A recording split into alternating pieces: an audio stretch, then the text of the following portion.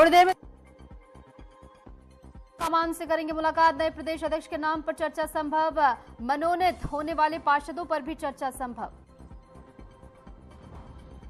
आपदा राहत कार्यों को लेकर सीएम योगी के सख्त निर्देश, कहा पूरी मजबूती से चलाएं राहत कार्य। जिले के सभी अफसर रहें अलर्ट, अधिकारी फील्ड में जाकर करें भ्रमण, जल निकासी की करें व्यवस्था। वाराणसी में 2 दिवसीय युवा आध्यात्मिक समिट शुरू, नशा मुक्त युवा थीम पर समिट, केंद्रीय मंत्री मनसुख मांडविया ने किया उद्घाटन। यमुना एक्सप्रेसवे पर दर्दनाक हादसा, तेज रफ्तार कार और ट्रक की भीषण टक्कर में 6 लोगों की गई जान। सीतापुर मथुरा में हुआ यह हादसा।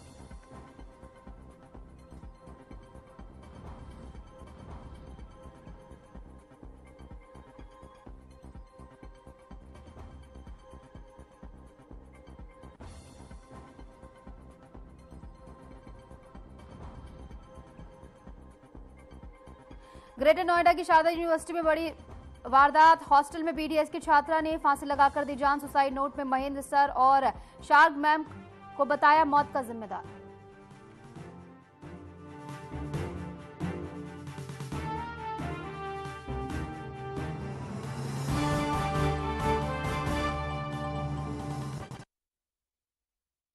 नमस्कार, मैं हूं आपके साथ निशु शर्मा और आप देख रहे हैं हमारा खास बुलेटिन हमारा उत्तर प्रदेश। चलिए शुरुआत करेंगे बड़ी खबर के साथ, जहां सीएम योगी आदित्यनाथ आज दिल्ली दौरे पर रहने वाले हैं। थोड़ी ही देर में बताया जा रहा है कि सीएम योगी आदित्यनाथ दिल्ली पहुंचेंगे। बीजेपी अध्यक्ष जेपी नड्डा से भी उनकी मुलाकात प्रस्तावित है। मंत्रिमंडल विस्तार पर भी चर्चा संभव है। नए प्रदेश अध्यक्ष के नाम पर चर्चा हो सकती है, संभावना है। मनोनीत होने वाले पार्षदों पर भी चर्चा संभव है। तो ये बड़ी खबर हम आपको बता रहे हैं, जहां राष्ट्रीय राजधानी दिल्ली थोड़ी ही देर में सीएम योगी आदित्यनाथ पहुंचेंगे। बीजेपी अध्यक्ष जेपी नड्डा से उनकी मुलाकात होनी है। मंत्रिमंडल विस्तार पर चर्चा संभव है और इसी के साथ नए प्रदेश अध्यक्ष के नाम पर भी चर्चा होने की संभावना जताई जा रही है। तो इंतजार है, सीएम योगी आदित्यनाथ कुछ ही देर में जब दिल्ली पहुंचेंगे तो ऐसे में उनके आगमन को लेकर तैयारियां भी वहां पर की गई हैं। सुरक्षा के कड़े इंतजाम सीएम योगी आदित्यनाथ के आगमन को लेकर किए गए हैं और ऐसे में बताया जा रहा है कि थोड़ी ही देर में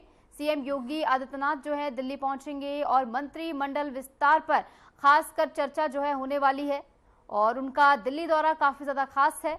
और ऐसे में जेपी नड्डा से भी सबसे पहले वो मुलाकात करेंगे, ये मुलाकात प्रस्तावित है और उसके बाद मंत्रिमंडल विस्तार पर चर्चा संभव है। और इसी के साथ अब इंतजार सीएम योगी आदित्यनाथ के आगमन का और देखना होगा कौन कौन से वो महत्वपूर्ण मुद्दे होते हैं जिन पर चर्चा की जाती है, क्योंकि लगातार जिस तरीके से हम देख रहे हैं कि सीएम योगी आदित्यनाथ उत्तर प्रदेश के विकास के लिए भी पूरी तरह प्रयासरत हैं। ऐसे में यूपी के विकास के मद्देनजर भी यहाँ पर क्या कुछ बड़े फैसले राष्ट्रीय राजधानी दिल्ली में लिए जाते हैं, ये देखना भी महत्वपूर्ण होगा। क्योंकि हम देखते हैं कि कहीं पर भी विकास हो, कहीं पर भी चुनाव हो तो उसका पूरा रोड मैप राष्ट्रीय राजधानी दिल्ली से तय किया जाता है।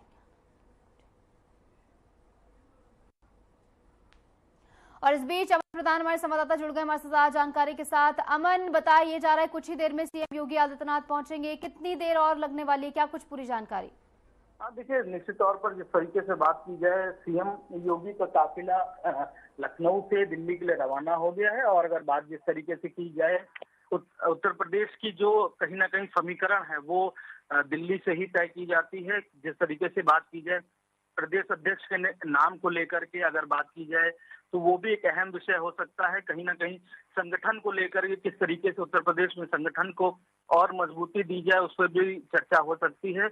और जिस तरीके से बात की जाए, उत्तर प्रदेश में दूसरी बार योगी सरकार बनी है, पार्ट 2 है, लेकिन अभी तक अगर नामित पार्षदों की बात की जाए तो वो अभी तक तय नहीं हुए हैं। हालांकि जिस तरीके से 110 वार्ड है पूरे लखनऊ में और ज्यादातर वार्डों में भारतीय जनता पार्टी के पार्षद हैं, तो इस वजह से एक सामंजस्य बना हुआ था, जिसके बाद से जो पार्षदों की जो समीक्षा है वो नहीं हो पा रही थी। एक ये अहम बिंदु है पार्षदों को लेकर के, जो मनोनीत पार्षद होने उनकी लिस्ट पर चर्चा हो सकती है।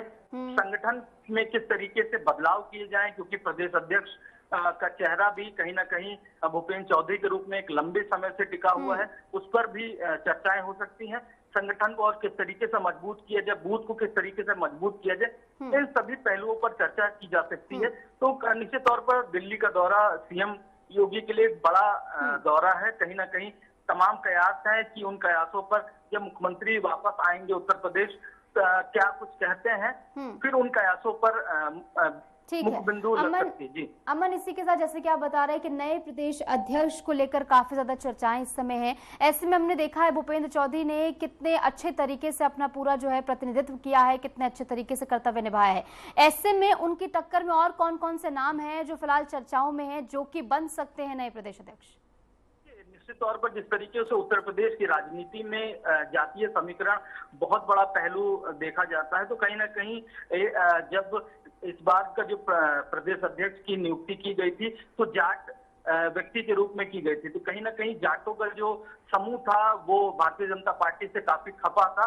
इस वजह से जाट चेहरा उत्तर प्रदेश में लाया गया था प्रदेश अध्यक्ष रूप में। अब हाल फिलहाल में अगर बात की जाए उत्तर प्रदेश में जल शक्ति मंत्री स्वतंत्र देव सिंह, अगर बात कीजिए पशुधन मंत्री की धर्मपाल सिंह, ये सब अहम चेहरे हैं उत्तर प्रदेश सरकार में जो कि संगठन से भी ताल्लुक रखते हैं। और बात कीजिए केशव प्रसाद मौर्य की, जो कि उत्तर प्रदेश में हाल फिलहाल में प्रदेश अध्यक्ष की भूमिका में भी रह चुके हैं और मौजूदा समय में उत्तर प्रदेश के उप मुख्यमंत्री के पद पर भी कार्य कर रहे हैं। तो कहीं ना कहीं ये तीन ऐसे विशेष चेहरे हैं जिन पर कहीं ना कहीं उत्तर प्रदेश में भारतीय जनता पार्टी एक बार फिर से दांव खेल सकती है। और जातीय समीकरण उत्तर प्रदेश में बहुत बड़ा पहलू है, जिसके लिए कहीं ना कहीं अगर बात की जाए तो ये जातीय समीकरण को साधने के लिए इन सभी चेहरों पर कहीं ना कहीं भारतीय जनता पार्टी बिल्कुल अमन, और सभी की नजर टिकी हुई है जब सीएम योगी आदित्यनाथ वहां पर पहुंचेंगे और देखना होगा क्या कुछ महत्वपूर्ण चर्चाएं होती है। फिलहाल बहुत बहुत शुक्रिया, आप जुड़े हमारे साथ, तमाम जानकारी आपने हमारे साथ साझा की है। खबर पढ़ेंगे ग्रेटर नोएडा स्थित शारदा यूनिवर्सिटी में एक छात्रा ने फांसी लगाकर आत्महत्या कर ली।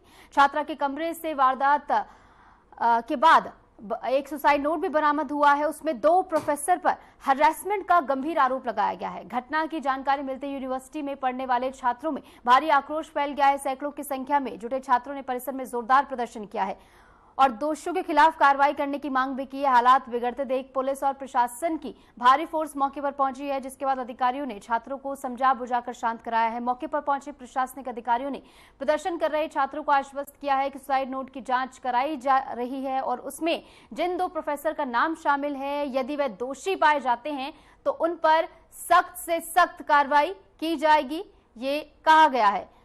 और इसी के साथ पुलिस ने छात्रा की शव को कब्जे में लेकर फिलहाल पोस्टमार्टम के लिए भेज दिया है और सुसाइड नोट को फॉरेंसिक जांच के लिए भेज दिया गया है। इस पूरे मामले को गंभीरता से लिया जा रहा है, इसकी जांच फिलहाल की जा रही है और जो सुसाइड नोट वहां पर से बरामद हुआ है उसके मद्देनजर जो 2 प्रोफेसर्स के नाम सामने आए हैं जो सुसाइड नोट में शामिल हैं, जिन पर हरासमेंट का आरोप लग रहा है, उनकी भी जांच की जा रही है।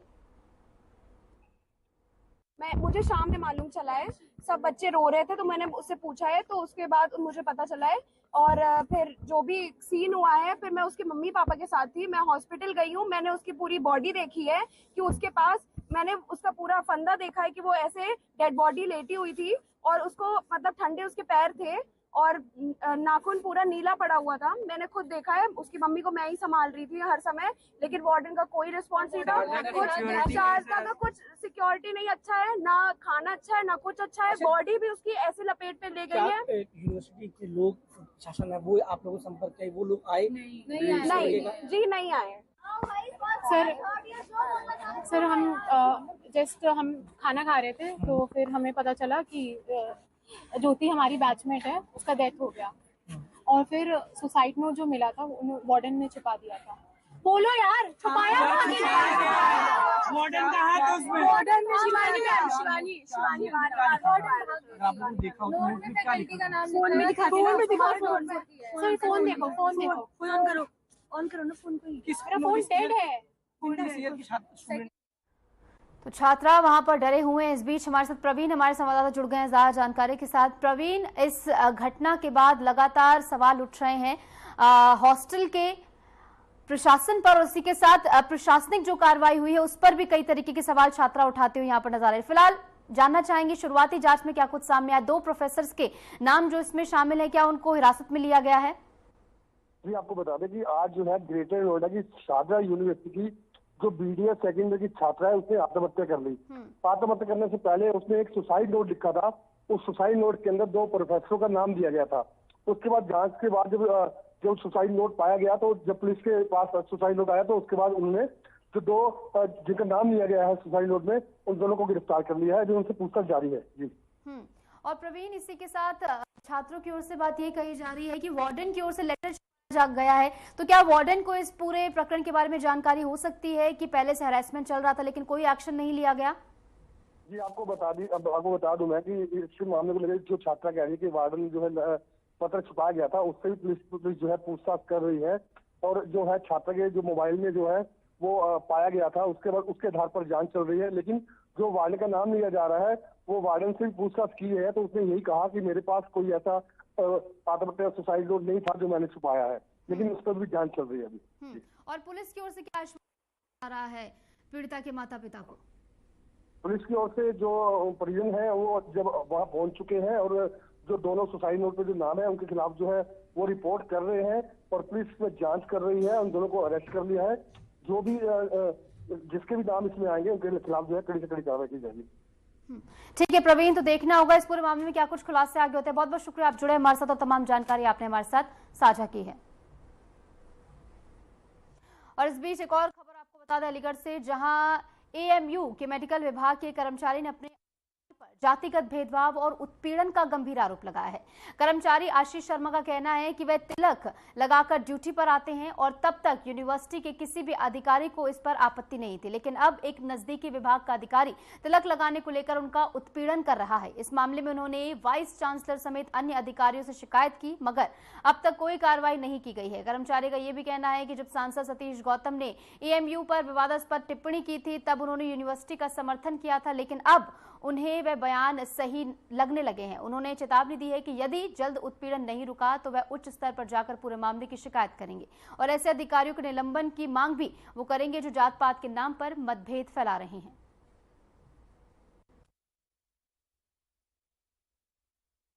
कई मामले कई मुद्दे हैं वो मैं अवगत भी कराऊंगा, इसीलिए मैंने बुलाया आप लोगों को। अभी तक तो नहीं थी, क्योंकि अलीगढ़ मुस्लिम यूनिवर्सिटी में मैं 15 मार्च 2019 को मैं कार्यरत हुआ।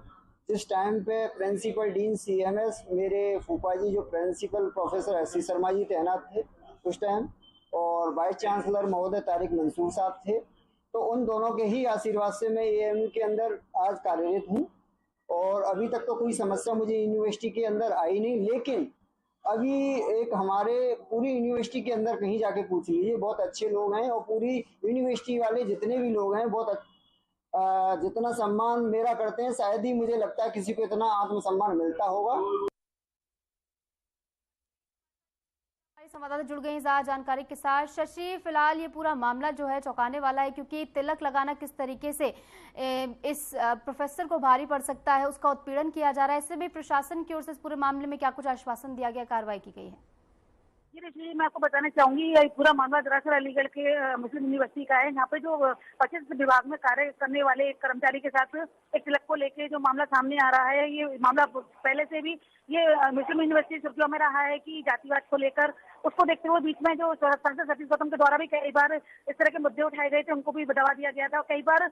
लेकिन कुछ दिन आपसी सामर्थ्य बना रहे, उसको देखते हुए अधिकारियों ने होली भी मनवाई, दिवाली भी मनवाई, सारे त्योहार भी मनवाए, सारा जात पात का हटके मतलब सबको एक ही रूप में ढल जाएं, हिंदू और मुस्लिम सब एक रहे, इसको देखते हुए उन्होंने तरह तरह के कार्यक्रम कराने चालू किए। लेकिन यहाँ तक देखने को मिल रहा है कि जैसे कि ये जो मामला सामने आया है कि वहाँ के कर्मचारी के साथ इस तरह का अवसर दिखाई जा रही है, क्योंकि एक मात्र वो तिलक लगाते हैं, पूरे यूनिवर्सिटी में एक वही है जो पंडित हैं और तिलक लगाते हैं, उसको लेके ये चर्चा का विषय बना हुआ है कि लोग चिढ़ते हैं और चाहते हैं कि ये यहाँ पे काम ना करें, आए दिन उनके काम में हस्तक्षेप करते हैं, उनको काम करने का मौका नहीं देते हैं, जिससे वो पीड़ित होकर वो मीडिया के सामने उन्होंने अपना बयान जारी किया है। जी कहा गया कि अगर इस पर एक्शन नहीं लिया गया तो आने वाले समय में वो उच्च स्तर पर जाएंगे और इस पूरे मामले में कार्रवाई करने की मांग करेंगे। फिलहाल बहुत बहुत शुक्रिया शशि, जुड़ी हमारे साथ, तमाम जानकारी आपने हमारे साथ साझा की है।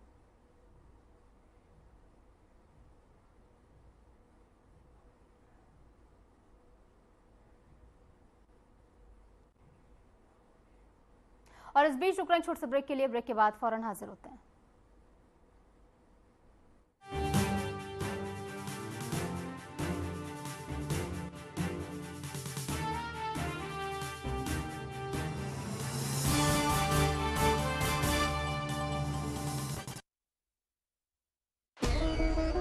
सावन की शुरुआत के साथ ही भक्ति और आस्था की कांवड़ यात्रा भी शुरू हो गई है।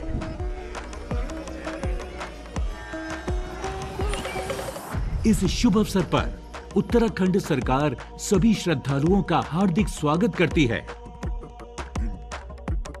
आपकी यात्रा मंगलमय और सुरक्षित रहे, इसके लिए कुछ महत्वपूर्ण दिशा निर्देशों का पालन करें।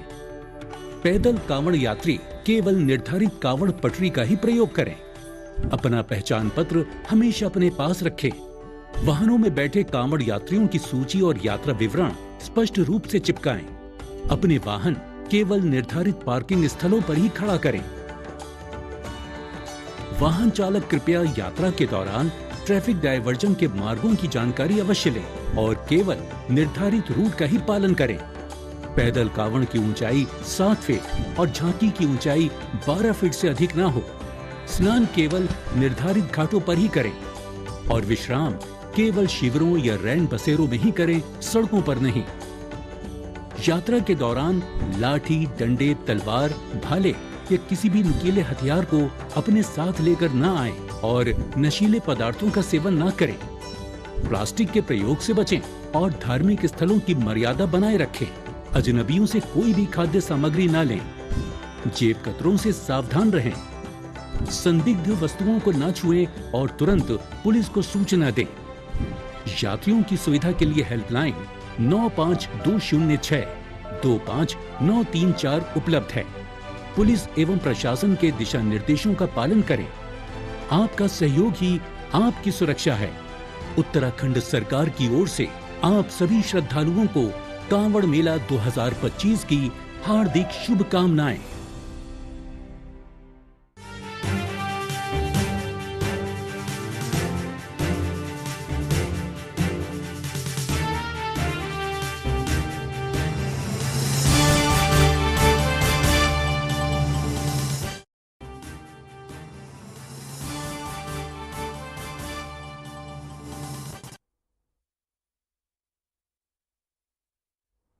स्वागत है आपका। ब्रेक के बाद चलिए एक बार फिर से रुक करेंगे तमाम खबरों का। मथुरा कॉरिडोर बनाने को लेकर विरोध हो रहा है। मंत्री को दर्शन करने से यहां पर रोका गया है। ऊर्जा मंत्री एके शर्मा को बांके बिहारी मंदिर वृंदावन में दर्शन तक नहीं करने दिए गए।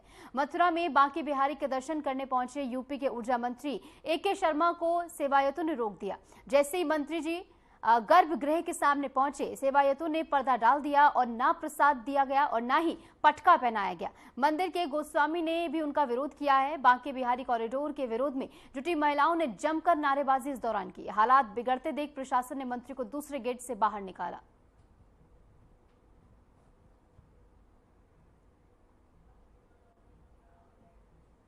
खबर लखनऊ से है, जहां उत्तराखंड के राज्यपाल गुरमीत सिंह लखनऊ पहुंचे और मुख्यमंत्री योगी आदित्यनाथ से मुलाकात की। ये शिष्टाचार भेंट मुख्यमंत्री आवास पर हुई, जहां दोनों नेताओं के बीच विभिन्न प्रशासनिक और विकासात्मक मुद्दों पर चर्चा की संभावना जताई जा रही है। इस मुलाकात को दो राज्यों के बीच आपसी सहयोग और समन्वय को मजबूत करने की दिशा में एक अहम कड़ी माना जा रहा है।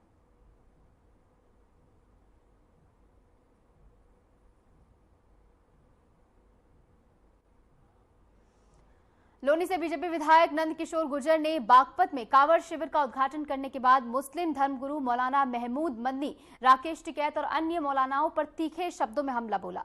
उदयपुर केस, लव जिहाद और इसी के साथ पुलवामा पर चुप्पी को लेकर मदनी पर गंभीर आरोप लगाते हुए विधायक ने देश से माफी मांगने की बात कही है। टिकैत बंधुओं पर भी कांवड़ पर बयानबाजी को लेकर उन्होंने निशाना साधा।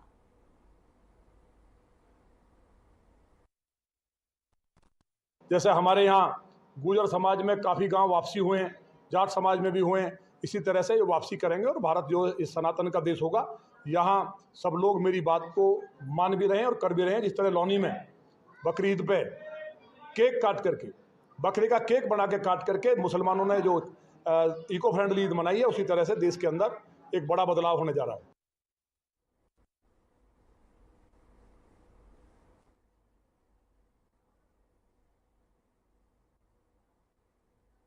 खबर बरेली से है, जहां भाजपा अध्यक्ष भूपेंद्र चौधरी बरेली पहुंचे। बीजेपी नेताओं ने सर्किट हाउस में प्रदेश अध्यक्ष का स्वागत किया।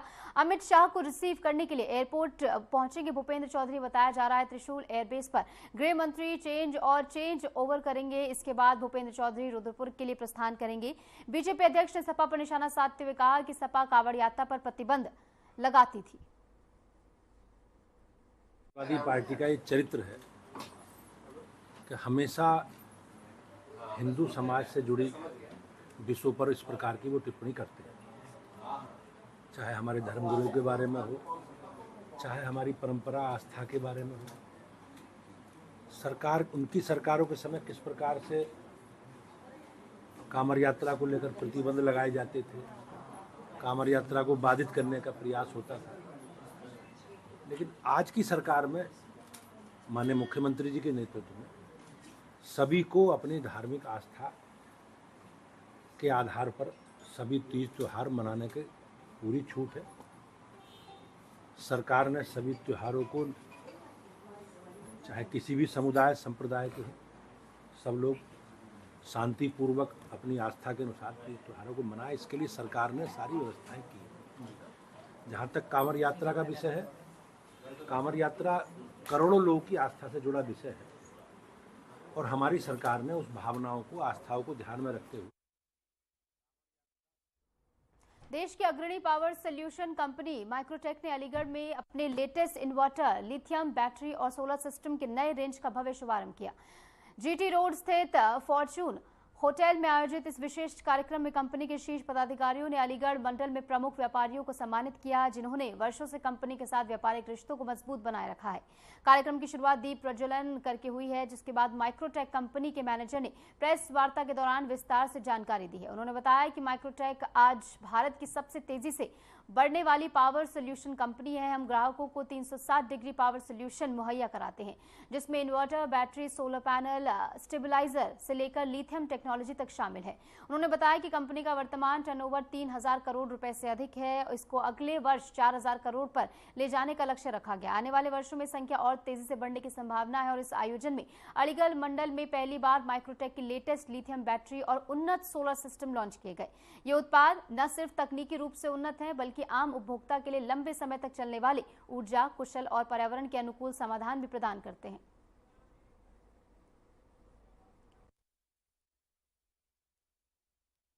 हम भारत की सबसे फास्टेस्ट ग्रोइंग कंपनी है पावर सॉल्यूशन के अंदर। आज हम पावर सॉल्यूशन के अंदर सभी तरह से 360 डिग्री सॉल्यूशन देते हैं अपने कस्टमर को, जिसमें हम पावर स्टोरेज, इन्वर्टर में तो नंबर 1 है ही हैं, साथ में हम सोलर पे भी सबसे उभरती हुई कंपनी है। आज हमारा टर्नओवर इंडिया में हम 3000 करोड़ का टर्नओवर करते हैं और हमारा जो आने वाला जो प्रोजेक्शन है नेक्स्ट ईयर के लिए, वो हमारा 4000 करोड़ का है, जो कि हमने इस साल प्रोजेक्टेड है।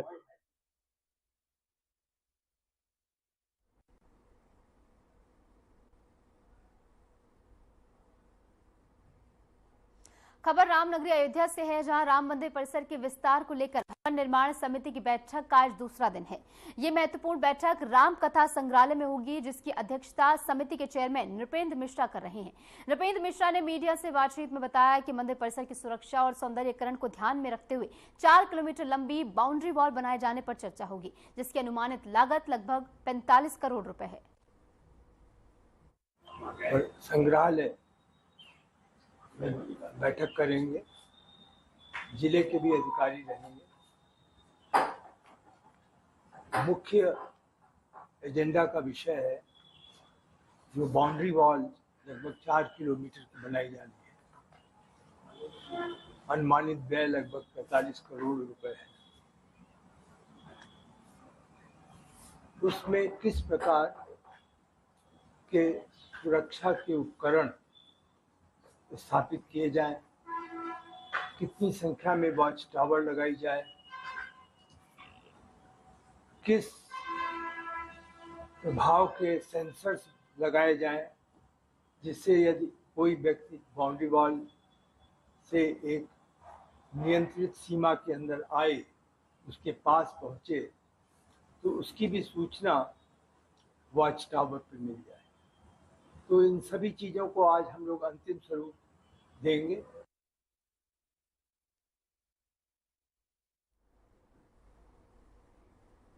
सीतापुर के रामकोट थाना क्षेत्र से दर्दनाक सड़क हादसे की खबर सामने आई है। तेज रफ्तार से जा रही एक बाइक अचानक सामने आई, आवारा जानवर से वो टकरा गई। टक्कर इतनी जबरदस्त थी कि बाइक पर सवार पिता पुत्र दोनों गंभीर रूप से घायल हो गए। घटना के बाद स्थानीय लोगों ने एम्बुलेंस को सूचना दी और घायलों को तुरंत अस्पताल पहुंचाया गया। हालांकि अस्पताल ले जाने पर डॉक्टरों ने दोनों को मृत घोषित कर दिया। इस हादसे के बाद परिवार में मातम पसरा हुआ है। गांव में शोक का माहौल है। स्थानीय लोगों ने प्रशासन से सड़कों पर घूम रहे आवारा पशुओं पर नियंत्रण की मांग की है।